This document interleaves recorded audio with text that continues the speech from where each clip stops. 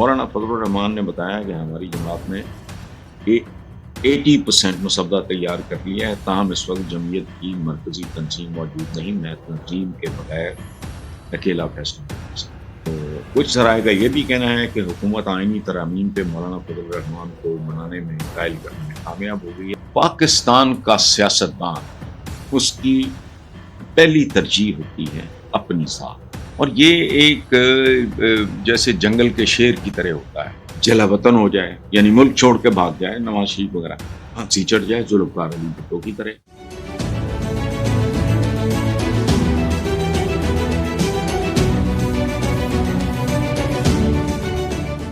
اگلی بات، مولانا فضلور الرحمان کے ایوان صدر میں صدر مملکت آصف زرداری، مسلم لیگ کے صدر نواز، وزیر اعظم شہباز سمیت دیگر لوگوں سے ملاقات کی اندرونی کہانی سامنے آئی ہے کہ اس کے مطابق موجودہ سیاسی صورتحال کے علاوہ خاص طور پہ علمی تربیت کی بات چیت۔ مولانا فضلور الرحمان نے بتایا کہ ہماری جماعت نے 80% مسودہ تیار کر لیا ہے، تاہم اس وقت جمعیت کی مرکزی تنظیم موجود نہیں، میں تنظیم کے بغیر اکیلا فیصلہ نہیں کر سکتا۔ میرا خیال ہے اس وقت پولیٹیکل سین پہ جتنے بھی سیاستدان پاکستان میں موجود ہیں، مولانا فضلور الرحمان، میں ایک پولیٹیکل حوالے سے بات کروں، ان میں سب سے بہتر، سب سے میچور، سب سے متوازن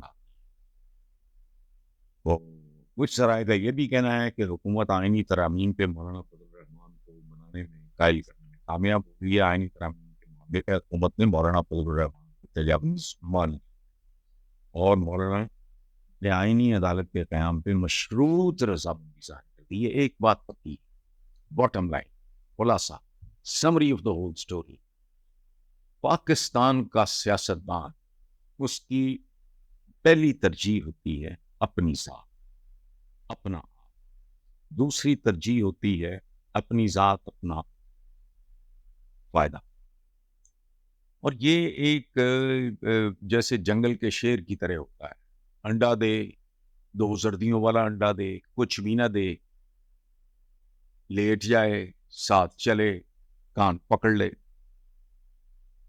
جلا وطن ہو جائے یعنی ملک چھوڑ کے بھاگ جائے نواز شریف وغیرہ، اور گولی کھا لیں بے نظیر بھٹو، لیاقت علی خان کی طرح، پھانسی چڑھ جائے ذوالفقار علی بھٹو کی طرح، اکڑ کے بیٹھ جائیں عمران خان کی طرح۔ تو یہ لوگ انپریڈکٹیبل۔ میں ذاتی طور پہ آپ کے ساتھ ایک بات شیئر کروں کہ میں دوست صاحب، آپ جاننے والے، اگر کوئی بات کرتے ہیں کہ پاکستان، ظاہر ہے everybody is concerned, everybody is worried کہ کیا ہو رہا ہے، تو میں انہیں کہتا ہوں یار کسی ملک کی بات، مجھے امریکہ کے بارے میں پوچھو، میں شاید شارٹ ان دا ڈارک، میرا اندازہ ٹھیک ہے۔ انپریڈکٹیبل لوگ ہیں ہم، انپریڈکٹیبل سا ملک ہے۔ پاکستان کے بارے میں کچھ پریڈکٹ کرنا میرے بس کی بات نہیں، میری اوقات سے بہت بڑی بات۔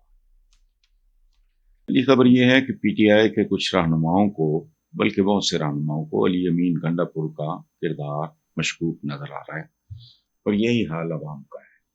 عوام کے حوالے سے میں ایک بات کروں کہ ایک پرانا محاورہ ہے، زبان خلق کو نکارہ خدا سمجھو۔ اسی طرح پولیٹیکل لیڈر اگر کوئی پاپولر ہے تو وہ نکارہ خدا ہے۔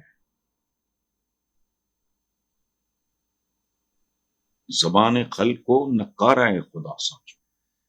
فیصلہ کہ کون کیا ہے، کیسا ہے، ملک کے لیے اچھا ہے، برا ہے، بہت اچھا ہے، اس کا فیصلہ لوگوں نے کرنا ہے۔ دس از کالڈ ڈیموکریسی۔